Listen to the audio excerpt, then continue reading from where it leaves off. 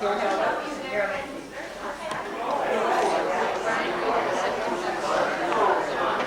Terry did some last night.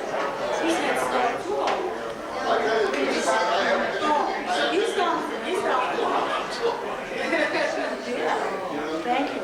It goes fast, but you really... I was telling I don't know you. why, but I was thinking about old Dutch last week, and I've really been looking.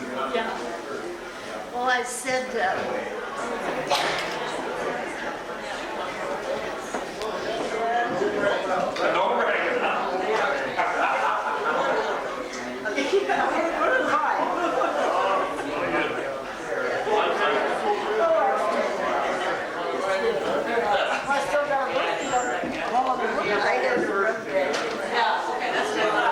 Hello, sweetie. How you doing, Kenny? Yes, sir. Pretty good. I was telling him, I said, you're about the oldest neighbor I've got around here. We grew up pretty close together. Oh, look at this guy. you're in there.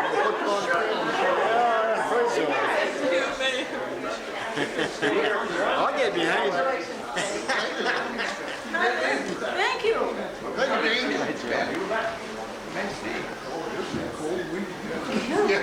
Yeah, it has been a lot worse.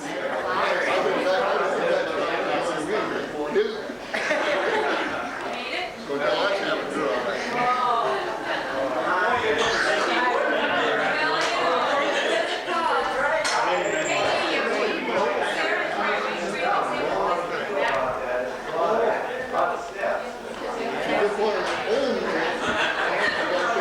Did you have something to do?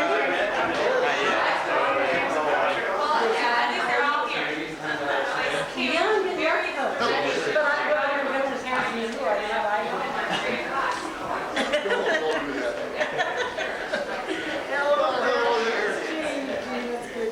it.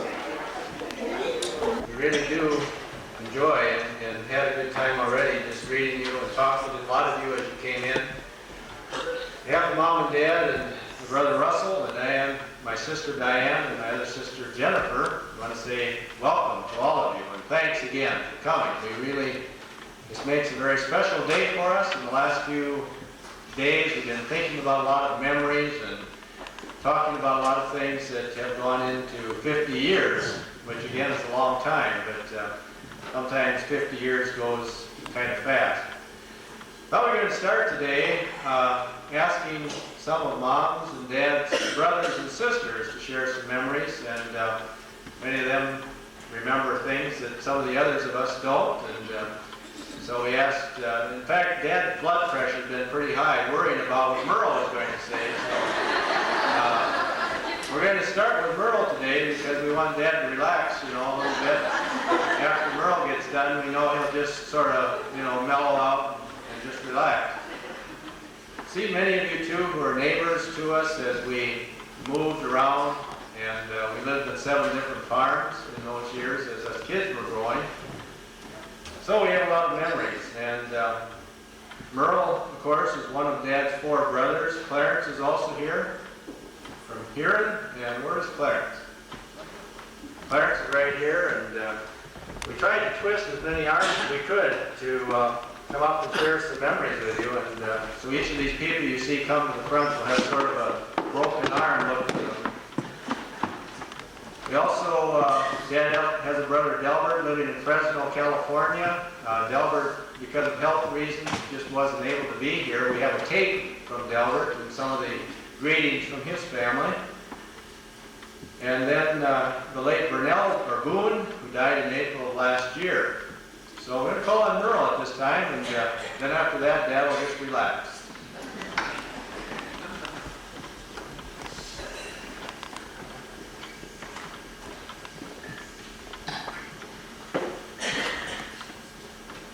Well, it's a pleasure to be here, and I want to congratulate my brother Kenny and Leona. I've got, as he said, I got 4 brothers, and I love them all. But Kenny here, now, if the rest of you don't have an older brother, well, you just have to kind of sit and have a boring afternoon. But my brother Kenny here, I took Leona out first. I think it was on a Tuesday or Wednesday. Now Kenny should have been a salesman. That's what he should have been, because he informed me on Saturday night he was going to take her out. And if he'd have just took her out on Saturday night, it wouldn't have been all bad. But he took her out Sunday, Monday, Tuesday, Wednesday, Thursday, Friday night also. And then really without my permission, he invited her to the altar, and she said, I do. And then he started having children with her. But as you can see, it all turned out very good. They at 50 years, boy, I remember when Dad was 50 years old, I thought he was ancient. And now I got a brother that's had 50 years married. I think it's just fantastic. You know, it really is something when you think back, you know, on a couple, you know, that was kind of born in the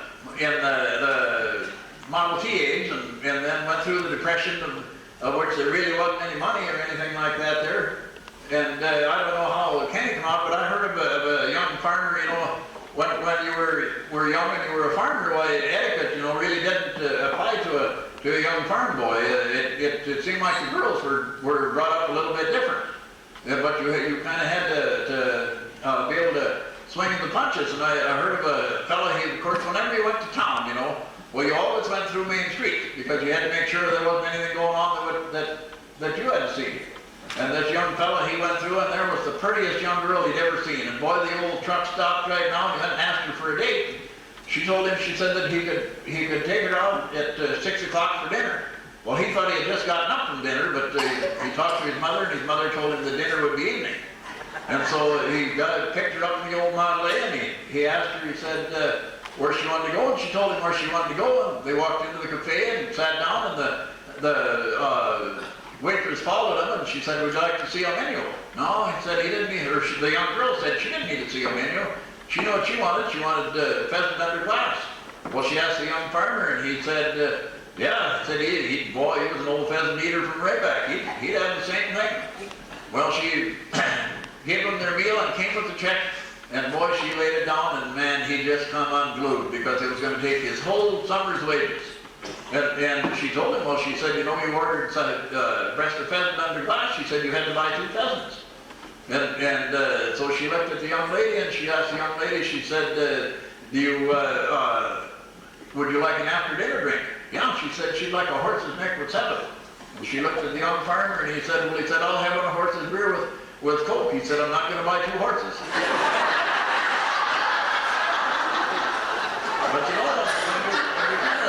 when you kind of look at Kenny and Leona, you know, they had the 3 children, then there's a lot of love left, and so they started into have taking other children and showed them what love was for them. They took this little Indian girl that didn't really know what love was and raised her. I really thought that was fantastic.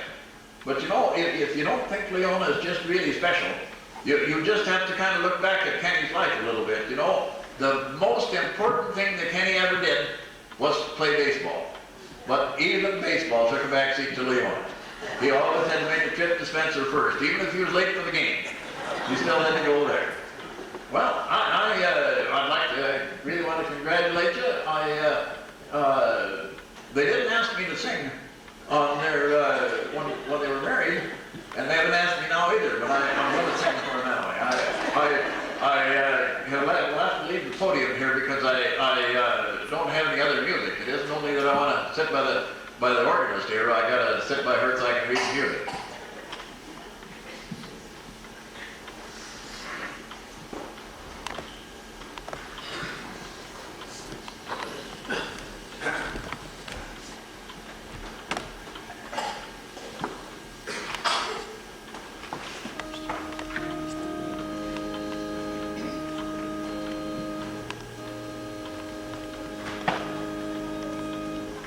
I love you true.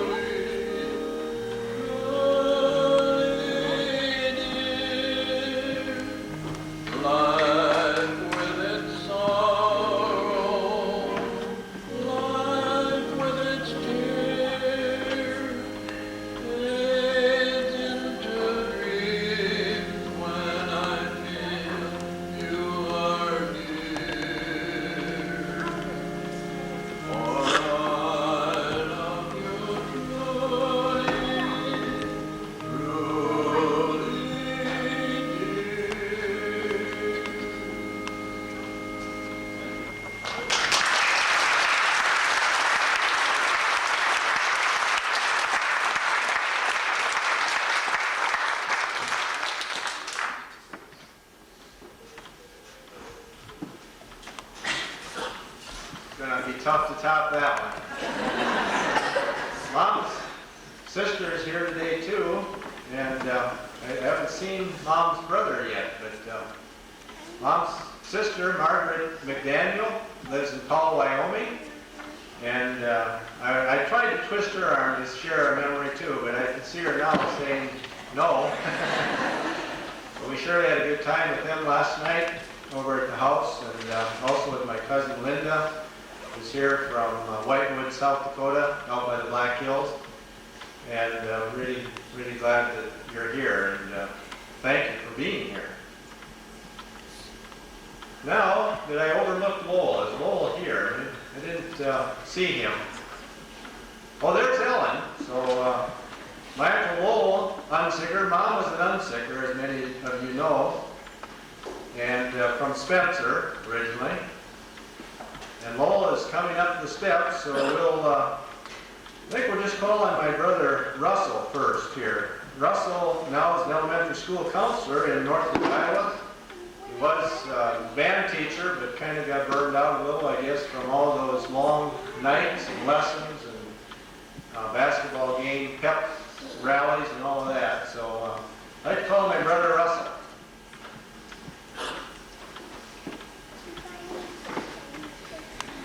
And his wife Dolores, who teaches in a parochial school in Mason City.